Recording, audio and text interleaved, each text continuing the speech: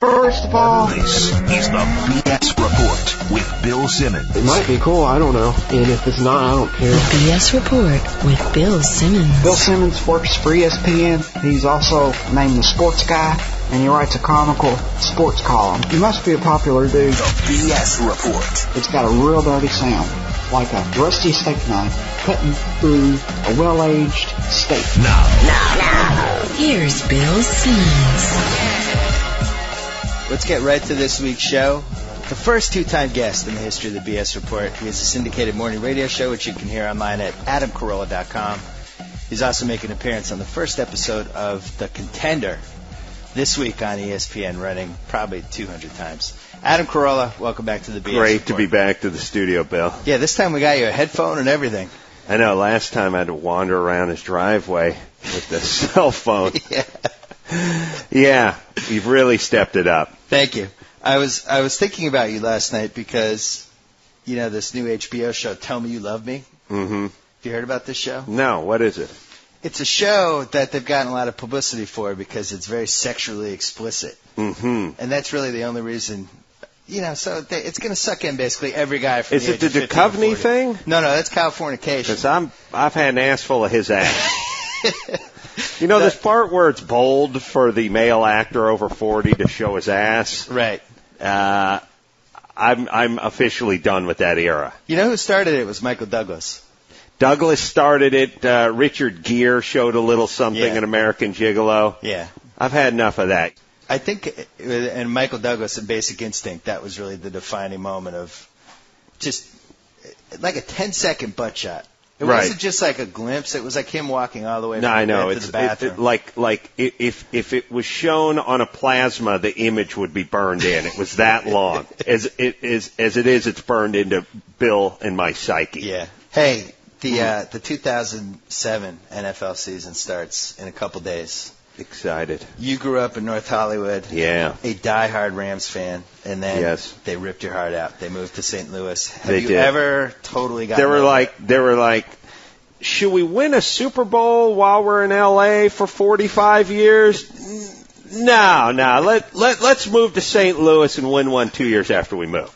Why? Devastating. Why not just take care of all those diehard St. Louis fans who have been waiting for a Rams Super Bowl for like 18 months. Well, forget about the hundreds of thousands that have been here for 40 years. Well, we have some parallels that you might not even realize. In '93, the Pats were pretty much done moving to St. Louis. Oh, really? And Parcells became the coach, and they gained a little momentum, and then a local owner ended up sneaking in and buying the team. But the same thing could have happened to us. It's mainly that Parcells physically couldn't be moved.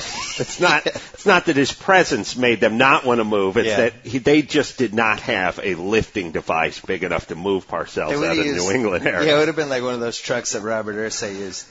So when the Rams won the Super Bowl, how much? I mean, were you excited? Or were you just bitter? First off, I get a fair amount of crap from Jimmy Kimmel's cousin Sal, the guy who's from Long Island, who's a diehard Dallas Cowboys fan. He ironically gives me the most crap for still being a Rams fan. The man who's never set foot in Texas, who's from a place that has two football teams, but those two weren't good enough for him. Well, it's always the excuse like either the helmet. I fell in love with the helmets.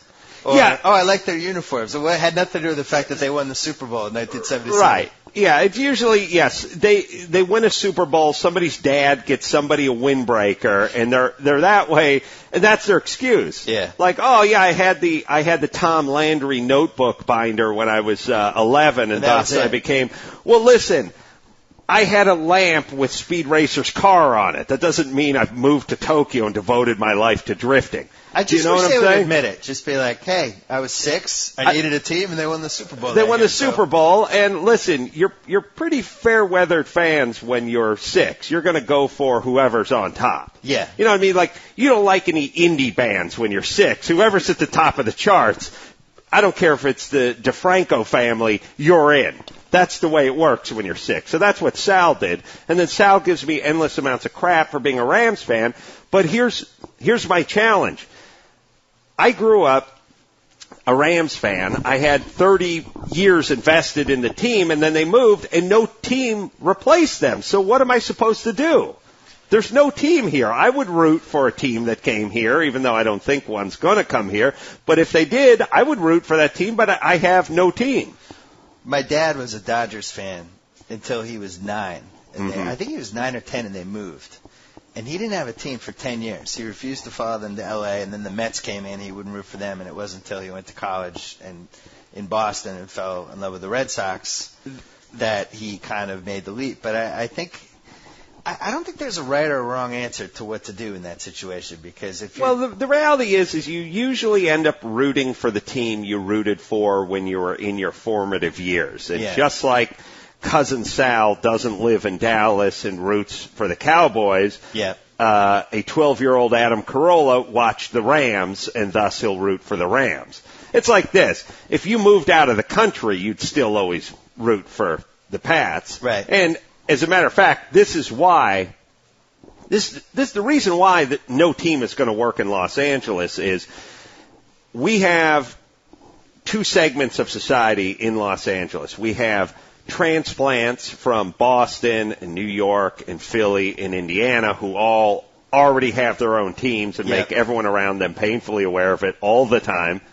Bill Simmons wearing a Boston shirt right now. Yes. And then we have Mexicans. That's all we have. So you tell me which segment of society is going to be the fan of the new football team that moves in. Well, the ones that watch Telemundo and play soccer all day, or the guys from the New England area, or the guys from the Bay Area, or the guy, you have your team. Right. You're not rooting for any team that shows up in Los Angeles. And is there a guy, just think quickly, is there any guy who goes to Kimmel's on Sunday who's going to become a Los Angeles fill-in-the-blank football team fan when they're all such diehard fans? I mean, we have Jets fans, we have Pats fans, we have every fan there. There's nobody that's going to jump ship. Well, ironically, the only person who is a candidate is Jimmy. Right. Who I think was rooting for Arizona last year because Matt Leinart was a good guy in his show. That was his reason. He just jumps around. Yeah, Jimmy does sort of float around. Well, if you talk to Jimmy, depending on who he's talking to, he was either raised in Vegas or he's raised in like Flatbush. If he's talking to Compton, if he's talking to Black people. Depends on whoever he's talking to. That's right. He's really more like a politician than he is a nighttime host. That's a good way to look at it. Yeah, I mean, you look at you know, you grow up with the Rams. You develop a history with your team as you're growing up, and it's like, you know, Jack Youngblood playing on the broken leg. Yeah. That was a defining moment for you. You can't just, like, turn your back and be like, well, they left. I got to pick this new team that I have no history with. Certainly not in the absence of a new team showing up. And then there's that kind of thing where people try to help you along where they go, root for San Diego. They're only a 2-hour drive from here. You can't do it based on proximity. Right. We do disagree on one thing, though, because I think an NFL team could work in Los Angeles, and here's why.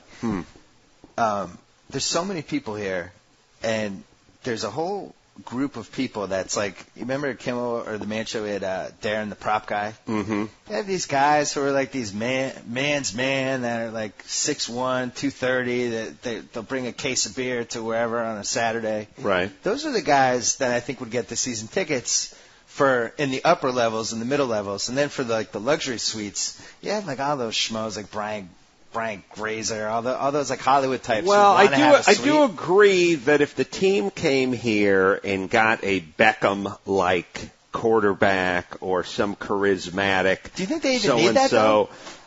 I don't know. All I know is it needs to become sort of trendy, and then once it becomes trendy, I'm just thinking about how obnoxious it was when Beckham came here, and all of a sudden, Tomcat and the Beckhams were like best friends, they're up in the booth and they're cheering their good friend Beckham. These guys are just such ass kissers. They're such brown nosers that when somebody in their publicist blow into town, all of a sudden they're looking at houses together when Beckham's been around for 15 years and Cruz has been around for 20 years. I never saw a picture of the two of them together until last week when Beckham started getting some ink over here. They're a lot in common. Sure. English soccer star and American movie star Scientologist. Yeah, it's the same. They both had the same. They're really like the same guy. It's like staring into the mirror.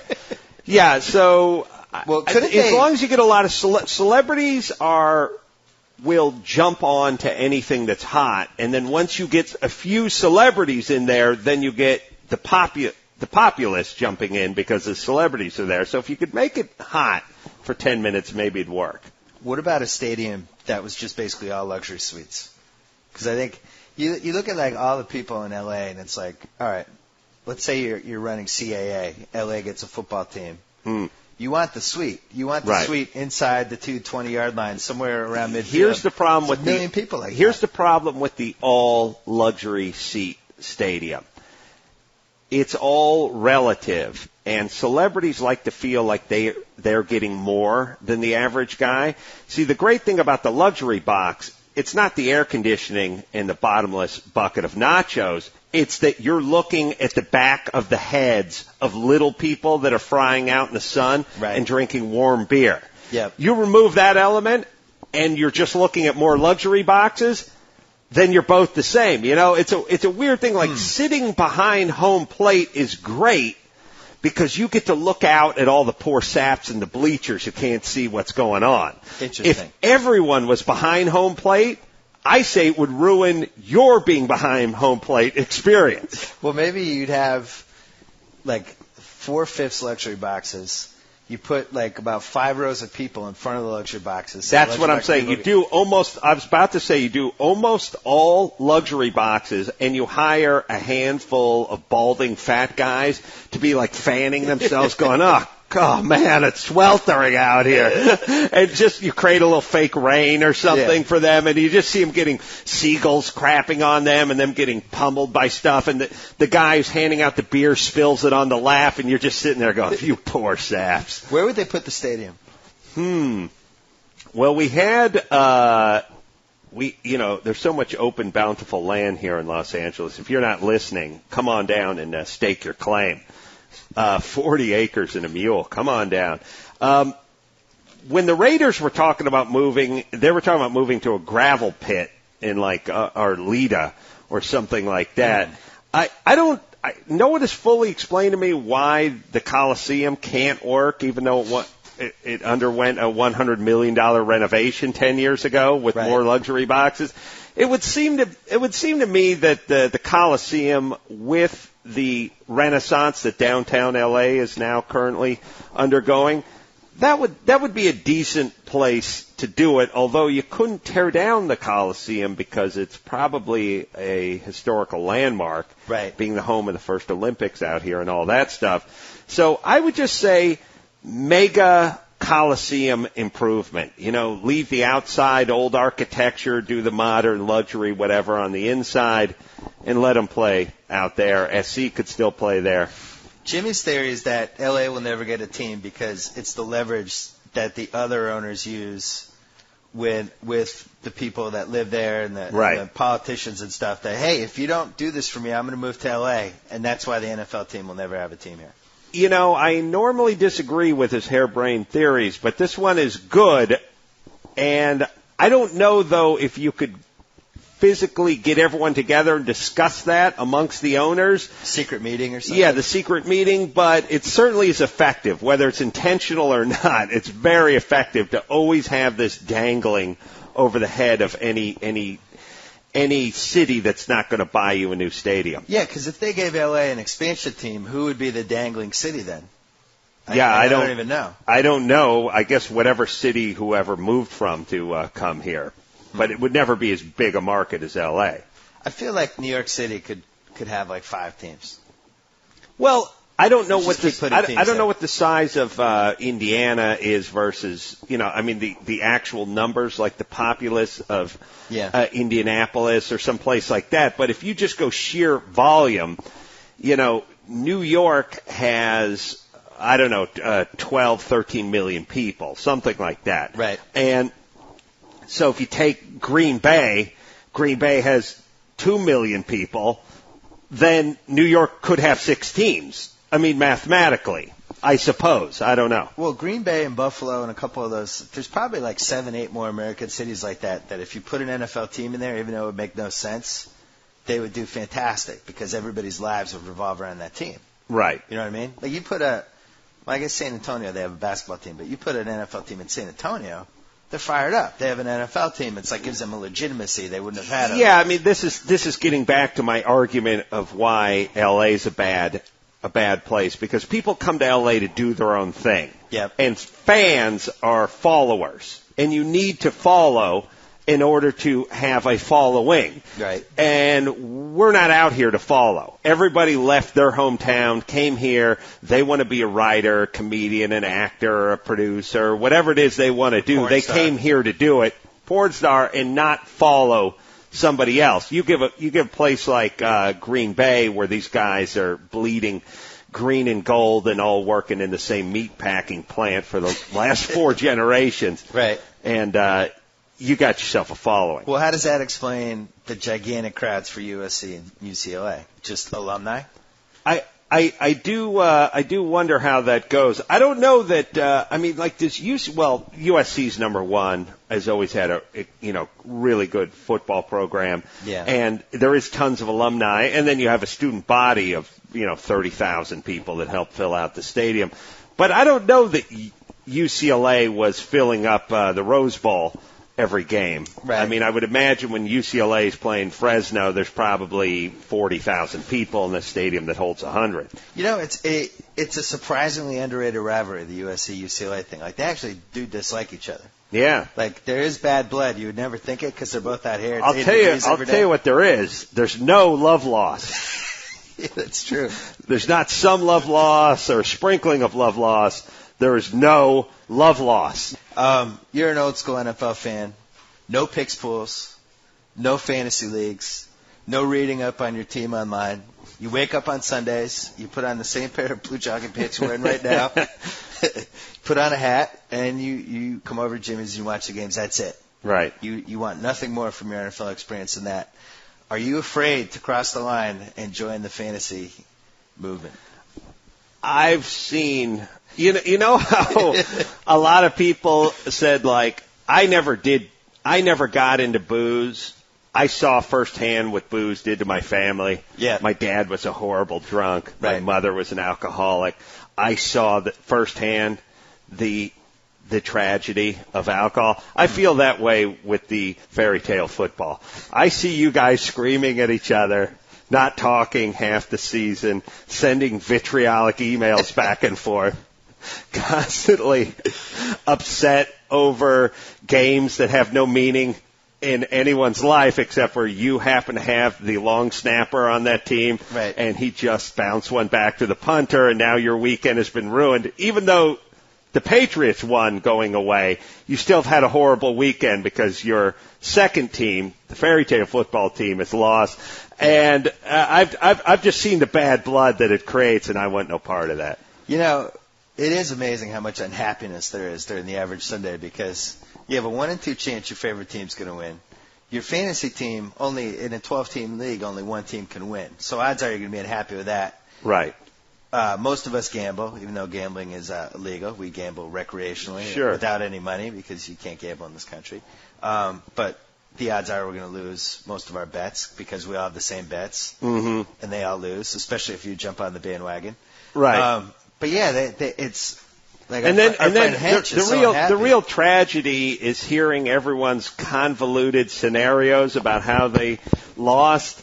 Like when they go like, Green Machine takes Amani Toomer, who I thought was out of the league, until he grabs 3 touchdown passes in the fourth quarter of the late game. So I'm riding a 22-point lead going in to the second half of the late game, and here comes Amani Toomer, and I'm supposed to be upset for him because this guy scored some touchdowns in some bizarre scenario that I have not. I've got a nice beer buzz going at this time and a belly filled with Kimmel's beautiful oven-baked pizzas, and now I have to. I'm thinking maybe I should join a league so I could, commiserate with everybody because everyone seems so upset after. Well, after that's the what game. it is. That's what from the last hour, basically from like 3 to 4:30, the last hour of the afternoon games here. Yeah, it's just people just taking turns waiting patiently for the other person to finish so they Right. can complain next. Right. As soon as you're done with your rant about Amani Toomer, I'd like to tell you about my Maurice Jones-Drew story. Right. And it's just, it's just people patiently waiting. Well, to you take know what their else turn. is funny, too, is sometimes their team will win, or it'll be a game they don't even care about, but it'll be like, is Maurice Drew Jones on the Panthers? Or no, he's on the He's on the Jags. the Jags. Jones-Drew, by the way. Jones-Drew, sorry. He's on the Jags, so it's like they're on the 3-yard line. They have one of the best short yardage backs in the league, and they roll out. They pass. Well, they scored. Yeah, but they didn't hand it to Maurice Jones-Drew or Drew Yeah. Jones. Like, they're upset over how the team scored because obviously one of their fantasy players is Maurice and Morrison. They didn't hand it to him, and There was a couple guys like that. Marion Barber was like that last year. Brandon Jacobs, Deuce McAllister was like, you had the other guy, right. and inside the 3, the other guy would always get it. Our friend Hench, for some reason, I don't know what it is about his DNA, but this stuff, like, he can't handle it. Like, he literally flips out. He goes, Yes, he goes off the deep end. He goes nuts. a lot of guys going berserk over how teams scored. Yeah. They passed it when they should have run They didn't it. score to their qualifications. They didn't hand it to their guy. They threw to, like, the linebacker who's suited up as the third tight end. Yeah, the tackle Mike eligible Vrabel. made the touchdown, and they didn't have them on their roster. Right. Yeah. I actually think that should be a fantasy category, just so nobody ever has to complain about that again. You just pick a team, you get all their tackle eligibles, and that way nobody can complain. Yeah. Do you have any predictions for the 2007 season? Oh boy, I'm trying to. I didn't do a lot of research. Well, everyone thinks the Pats are going to be good, and I agree with that. All the great organizations. I mean, the thing about football, maybe it's this way with every sport, but it feels like football more so. The really good organizations always find a way to win. The ones you get the feeling that it'll be, Colts and Pats for the next 8 to 10 years as long as their quarterbacks stay healthy. But even if the quarterback changes, the organization just seems so together that they're going to continue. It'd be nice to see the Raiders get a handful of wins this year just because I'm no Raiders fan, but I don't like it when the teams that are sort of synonymous with football are doing horribly. Right. It's sort of like I know you're going to take umbrage with this, but I don't like it when the Yankees are in the cellar. I don't want to see the Devil Rays win the World Series. It always kind of bumps me a little bit. So I would like to see Oakland, get a few wins this year. It'd be nice to see Phoenix finally do something after all the hype and all the everyone's dark horse every year and this team. It'd be nice just to see them go 500 for Christ's sake. I think they should just change their uniform to a dark horse. That's a good idea. Every year they're the dark horse. Yeah, the Stallions or something. Yeah, because they just never seem to get it together. The Pats actually showed that if you can change your jerseys and your little team logo thingy, you can basically recreate the franchise from scratch. Well, we got rid of the red uniforms and Pat Patriot, and we took off. Phoenix really never has changed their uniforms much. I mean, they're virtually the same, aren't they? If they were the Arizona Stallions and you put a stallion on their helmet, I'd feel like 20 times better about them going into the season. I think they're the Clippers of the NFL. I agree. It's time for a uniform change. And I'm trying to think who I'm missing. I don't know. The Lions might be almost there, too. Oh, yeah. It'd be nice to see the Lions. And they're another team that hasn't really modified their uniform too much over the years. Yeah, it's time for a change. Yeah. You and I always worry about the next generation of sports fans. There was the famous moment at Kimmel's house last year when a couple kids were in the house and they're walking by like a game that was like a 3-point game in the fourth quarter. And kids casually glanced at the screen before going out to skateboard or do whatever. Right. In 15 years, will anyone under 30 give a crap about the NFL? I don't know, because of the virtual world that has been created for all kids where they get to play in the NFL, essentially, that maybe it's become I mean, we're getting more and more narcissistic as the years wear on. I mean, it started with that sort of Reebok, It's Your World campaign. If you could play in the NFL versus watch the NFL, you would play in the NFL. Yep. If you could, and now thanks to video games, everyone is like playing in the NFL.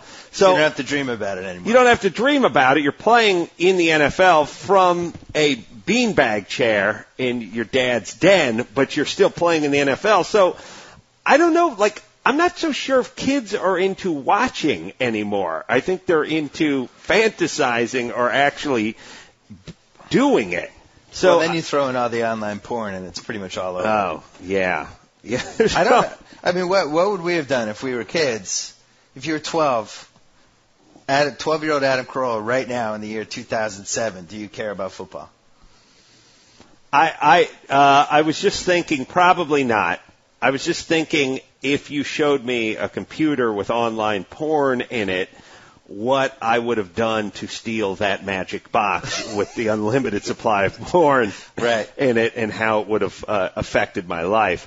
I don't know that you could have got me interested in sitting and watching other people doing stuff, provided they weren't having sex. I don't know that I could have got interested in that. I think kids, and maybe those kids at Kimmel, were so used to actually being Reggie Bush running down the field, playing their Madden 08, that they couldn't identify with watching Reggie Bush and not controlling him. Maybe, and I wonder, here's something interesting. Yeah. When I drive my dad around, when I put my old dad in my car and I drive around town, I see him using the floorboard of the passenger side. I see him using the brake. Just you know like what I mean? at a habit? I see him like, I'm driving like a maniac, of course, and I see his foot. He's actually attempting to apply the brake from the passenger side of the car. There's no brake there. It's just force of habit. His right foot starts pushing down. Yeah. I'm wondering, in future generations who played so many video games and have controlled so many players, that if you took your average, like, 9-year-old and you put him in front of a TV set and Reggie Bush was running a sweep, if he wouldn't be trying to move Reggie to the right or to the left, and then standing up and throwing down like a pretzel stick or something when Reggie scored, thinking he put him into the end zone. Yeah, I don't begrudge these kids at all, because I was thinking, like, I was an only child. I used to entertain myself in the mid-'70s by I would go outside and just throw a football up in the air and run after it and catch it. That was the highlight of my day. Throwing a baseball against a curb and then trying to catch the grounder. I had nothing else to do. We used to play two-man baseball where there was a baseball and a skateboard in a schoolyard, and if the guy got a hit, you'd have to get on the skateboard and go across the blacktop and go get it. I actually won a trophy that was a cup for best defensive player in some like Pop Warner Bowl game, and I used the cup as a kicking tee to hold the ball, like as part of my amuse myself because my dad wouldn't leave the house and I didn't have any other brothers to play with, and I ended up busting the trophy by kicking it. I remember my parents bought me like one of those little miniature hoops, and I had an egg timer, and I would have complete games with 8-minute quarters, and I would be all 10 guys. So sad. I would just play a video game. Right. I wouldn't have to do all that stuff. That would feel like a winner. Hey, last time you came on, you pitched an award-winning movie called Pedophile, which Pedophile, right? Which really has the nation buzzing still, even a couple months later. And now you have another movie pitch in store for us this time around. Yeah, I got a little something. I'm going to give you the title. I think you know the general synopsis of it, but of course I'll go over it for you at home. This is a movie that, well, first off, timing couldn't be better. Right. I mean, it's really going to capture the nation's attention. Here's the scene. It's the present day. All the Olympic athletes are up in Colorado at the Olympic training facility up there. Where is that, by the way? Colorado Springs? Colorado Springs. That's right. They're up in Colorado Springs. You can be a technical consultant on the film, by the way, Bill, if you like. I appreciate that. They're up in Colorado Springs when a group of terrorists take over the training facility. And if you think about it, Forget about airplanes and bridges and World Trade Centers. This is really America.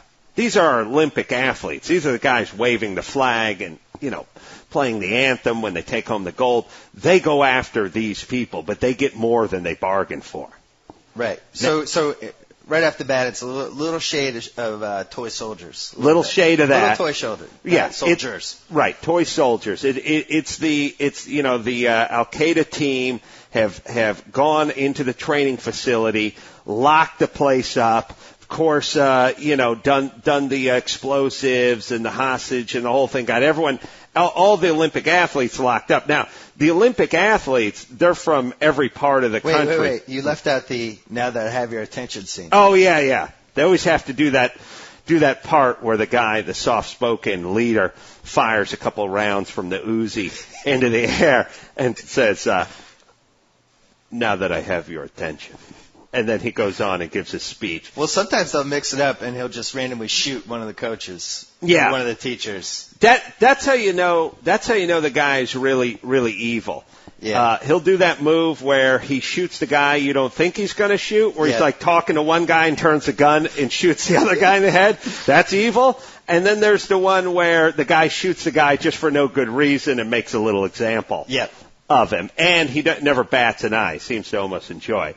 So they take over the Olympic training facility, and now I don't know if your readers have seen Gymkhana, but there's an element of Gymkhana. I think they're a little familiar with it. It's got a little American anthem. It's got a little Gymkhana. It's got a little toy soldiers. It's all there.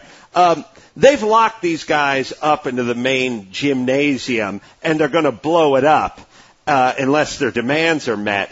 But what they didn't reckon on is everybody in there is a specialty athlete and has their own.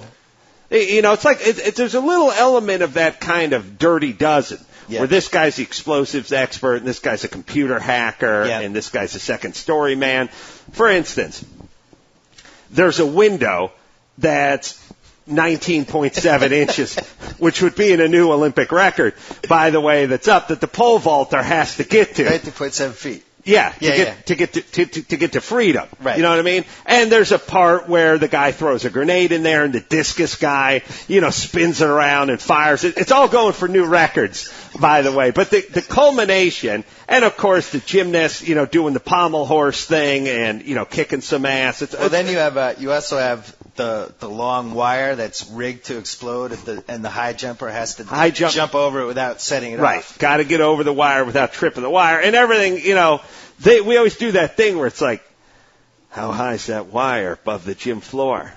That's 9 feet, 4 inches. Nobody's ever cleared that. That would be a new Olympic record. Everything sets the record. Now, the very end is the town. Now all the phone lines have been cut. Yeah. There's no communication. Nobody knows what's going on. And the closest phone is 26.3 miles away or whatever the marathon is. Yeah. I don't know if it's 26.2. 26.2. We'll look that up. But and the bombs are rigged to go off in 2 minutes, 2 hours, 7 minutes and like 33 seconds. Again. Wait, before you get into it, you left out the one part where you have the guys who are leaving the compound to alert the police that this is happening. Mm-hmm. And the cameras, they shift every 9.9 seconds. So they have the 200 yards. Oh, I forgot about my 100-meter guys. Yeah, they got to run, somehow make it from camera to camera without getting caught. Yeah, that's right. It's all the events are represented. Yeah. And the culmination, though, is the marathon. This guy has to run his 26.2 miles to get to the sheriff's station, to get to the telephone, to warn the guys because the bombs are going to go off. He has to get there in a new Olympic record. Right. And again, it's all about these guys realizing their Olympic dreams while we're thwarting terrorists. And here's the title, Bill. We were working on this a little bit. We weren't coming up with anything that's pleasing. Yeah. And I'm going to tell you the title, and I'm going to be honest. The title is a 6.5, but when you see it on the poster, I think that's when you're really going to realize how right it is. The title is called Rings of Honor. And the honor, the two O's are the Olympic rings at the bottom. The Olympic rings are like 3 rings and then 2 rings underneath them or something. The honor's got 2 O's, right? Yes. Yeah, those be the two. Those be the 2 O's for the word honor. You see what I'm saying? So you got the Olympic theme going there, and then honor. Rings of Honor. You could also go with blood medals and have the same rings. Decent sport, but decent title for the sport, but blood medal feels a little lower budget to me. To me, it feels like, they shot this thing in Canada. Well, if you're going to go really low budget, you'd go with Deathcathlon. Deathcathlon is solid and would be good for, you could do Deathcathlon 2 or 3, you could keep right. going. Now, what about, we were talking the other day about Snapper. The man, because Snapper, I don't know if you could be in Rings of Honor. No, no place for me. Skills. But I may direct. You're one of the great long snappers who's never made it to the NFL or CFL, maybe in American history. Yeah, it's really one of your defining skills. No, at any point in time, you could just reach over and do the snap, get the laces right up. I'm a great long snapper. Although you labeling it as a worthless skill the other day, I heard, and it did hurt. I say that. I beg to differ with you. I think it's a very viable skill. So snapper, you're the best long. Yeah, you have to be the best. Yeah, because that's a requirement for any action. I play rush blitzer. Rush blitzer. I play rush blitzer. One of the best long snappers the NFL's ever seen until tragedy strikes. Which is during a preseason game when they send you rarely see this, but the up man, the guy who's calling the signals, audibilizes for some crazy reason, sending. Oh wait, you left out. Your bell was rung on a previous offsides, and you were a little groggy. You weren't quite with it. Yeah. Here's what happened. That's right. Here's what happened. Forget about preseason. It's a huge game. Right. It's a playoff game. We win this, we're going to the Super Bowl. Yep. I snap a 15-yard frozen rope, drill it right into the punter's hands. He gets great, amazing hang time on the punt. Me, because I'm rush blitzer, professional snapper, I'm hustling my ass down the field. All right. I get to the ball just as the ball gets to the receiver. And I just clean them out. Like it's one of those slow motion hits, or just to send the guy, cartwheeling down the field. The crowd is going nuts. Everyone's going nuts. But then we see there's a flag on the ground. There was offensive holding. We're going to have to re-kick the ball. Yeah. Meanwhile, because of the tremendous collision I had downfield, my bell's rung. Yep. We do that little thing, that little out of focus thing. And they make that weird sound. Right. Yeah. And we get that thing where the teammate's like, Rush, you okay, man? It's a brother. But we put a little reverberation on it, and I'm way too proud. You know what's funny is the same football injury effects that they use are also the ones they use for every after school special in the 70s when somebody was on drugs. Yeah. Right. So I got my bell rung. I got a little double vision. I got a little tinnitus in my ear, but I'm way too proud to walk off the field. I go back. Well, when I get into my position, because my bell got rung, I don't hear the audible that sends the slot guy in motion. The very rare punt formation man going in motion. Yep. And right when I hear the hut, well, there's the flanker going right behind me in motion.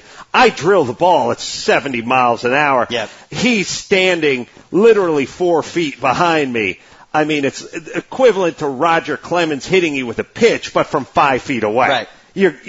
You're going down. Yep. This guy goes down. Hits him in the temple. Ball hits him right in the temple. We see the helmet explode. Slow motion. Helmet explodes, okay?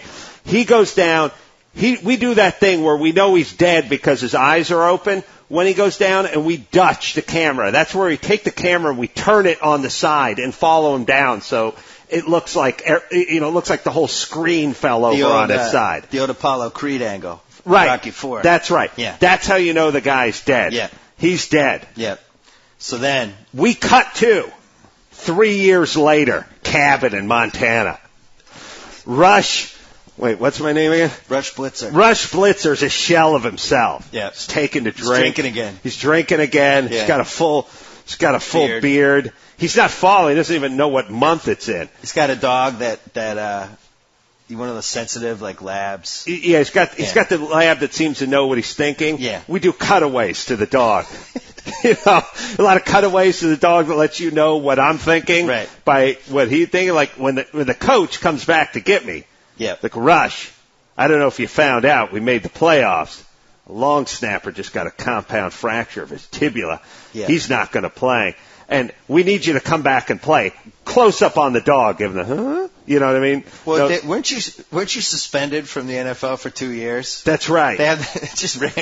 Was your fault the guy died? Oh, yeah. We got that. Yeah. I swore I'd never play again. Yeah. You know what I mean? He says they need me. Yeah. I tell him I don't know if I can ever walk on the field again. And then there's the whole montage where I've lost my touch. I'm shaky now. Balls flying I have all no over confidence anymore. You just show that we do it through a montage scene where you show me like the punter going hut hut, and then you show a girl riding a bicycle down the street. She gets cleaned out. We show a guy, we've seen an airplane fall out of the sky. Yeah. We have, it's kind of like that scene from, remember in Animal House where the guy's hitting golf balls? Yep. And it goes into the chicken soup and it goes into the dean's office. It's that kind of thing, but it's a football. Yep. Flying everywhere. Can't be controlled. But meanwhile, in your real life, like you get a beer out of the fridge and you just fling it through your legs. Everything that is passed goes between my legs. Yeah. That's remote how I control. work. The remote control, you flip it through. Yeah, the snapper. Yeah. That's right. So then, leading the other problem here is that you fell into some gambling problems. Yeah. And the mob wants you to fix. The mob realizes that if I can just bounce one back to the holder or put one over the head of the punter, he's going to shave 10 points off this ball game. And eventually they kidnap your girlfriend. That's right. Just to make sure that you follow through with your plan to fix the AFC Championship game. I have a super hot girlfriend. Yeah. Who lives with me up in the mountains of Montana, who doesn't want me to get back into the game. Or we could also do the daughter. You're right. Let's do daughter. Let's do the 15-year-old daughter who's really like 26 in real life, is 36, 24, 36 body. Right. Yeah. Who had she doesn't know I killed a man. Yeah. In the league. It'll be up to the mafia guy to explain to her. Oh, didn't your dad ever tell you the story? That's when I make that move where even though I'm handcuffed to the chair, I go, and he does the thing where he drags his hand down her cheek backwards. Yeah. Which means super creepy guy. Well, they also have the thing where the daughter hates you inexplicably. Right. But then as soon as the bad guys start like downing Die you, they Hard defend 4. you. Yeah. Yeah. He's a great man. Wait, you were just saying he was a jerk You don't want to use my last name in Act 1. All of a sudden, I'm Father of the Year. Yeah. Well, yeah, we'll make it the daughter. So that's good. Either way, so we thought it could go two ways. Three ways. Either you decide in the end not to fix the game, or you just have your buddy played by Sal, who makes just all these Super Bowl props. We can make it the Super Bowl. He makes all these Super Bowl, like 10-1. There's going to be a safety. The prop bet. So you just you fling it in the end zone. You cost your team 2 points, but you make $10 million, and that's how you. I think I just came up with one that's going to be satisfying, which is he's told me to shave 3 points off the game. My team is getting ready to kick the winning Super Bowl with the winning field goal, I should say, with almost no time left on the clock, couple of ticks left on the clock. We're going to win the Super Bowl now. Now the question is do I snap it and we win the Super Bowl, or do I muff snap it and save my daughter? Right. But as I'm looking through my legs, and we do the whole thing where we turn the camera upside down. Yeah. We see the mafiosa type. Oh, in the stands. Down low second deck, second tier in the stands, and he's, you see he's got something pressed against my daughter's chest underneath his and he's overcoat. wearing a raincoat, even though he's it's wearing a raincoat, and I just see him, and we don't know what I'm going to do, and then in slow motion, we see the holder's hands come out, and see me pick up the ball and fire it. and we see the ball go sailing, like in The Last Boy Scout, right in the guy's temple. Yeah. Dead. But that's a safety, though. Oh. Maybe Yeah. maybe you're up But 4. No! You're up 4. Offsides. Defensive offsides. Yeah, just when you think. Right. Yeah. I thought you were going to say that the snapper had some sort of Fumblerooski type play, where he was the only guy who could snap the ball up in the air. Oh, that's right. I forgot about my ability to snap the ball.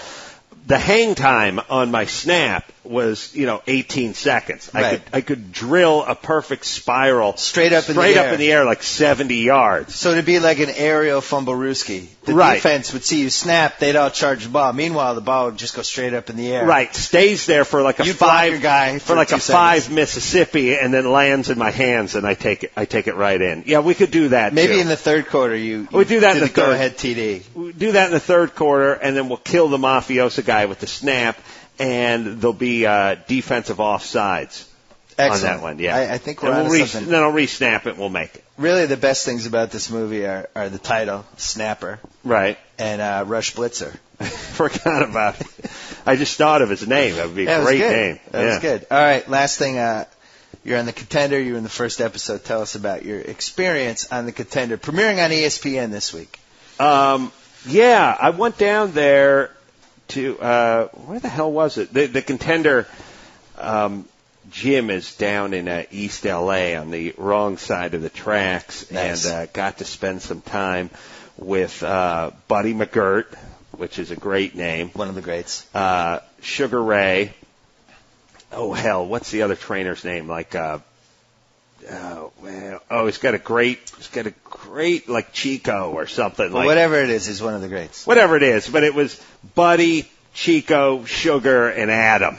Yeah. I really felt bad. I felt like Larry Mullins, like of U2. Should have gone with Ace. Yeah, I should have gone with Ace. 'Cause always makes me think of Larry Mullins from U2, where it's like, hey, this is The Edge, and this is Bono, and that's Larry. I felt like Larry in amongst all the great buddies and Sugars, but good guys. Sugar Ray, for a guy who's been pounded about the head as many times as he has, is lucid as the day is long, cordial. And, I was thinking if they ever did an Are You Smarter Than a Fifth Grader type of show about ex-boxers, right. Sugar Ray would probably be the smartest one out of anyone who's fought. More And than a 50 humble man, because Bill, if you had a WBC super middleweight belt, Yeah. you would wear it. Right. Forget about having it up on a shelf in your house. You would physically wear it to go to Starbucks. Right. I would wear that belt like a belt. Well, and I that would thread it through my pants. That raises the question: why doesn't every team sport have belts too? Like I feel like I've written this before, but you win the NBA title the next year, the coach should come out wearing the championship belt. Yeah.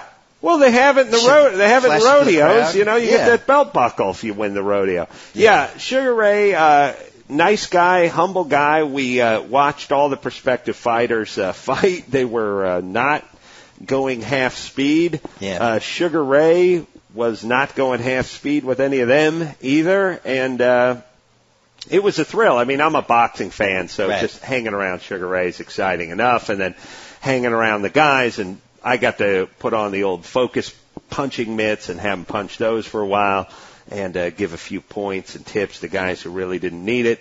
But overall, exciting. Well, And a good. fun experience, yeah. Well, good. You can check that out this week. The Contender, which premieres Tuesday on ESPN and then keeps going all week. Anyway, we got to get going. Adam Carolla, as always, thanks for coming on. Good times, Bill. So I get to sign off. Whoa! Thank you for downloading the BS Report with Bill Simmons. Too much fun. Check out more podcasts at the iTunes Music Store or at Pod Center at ESPNradio.com. Peace out.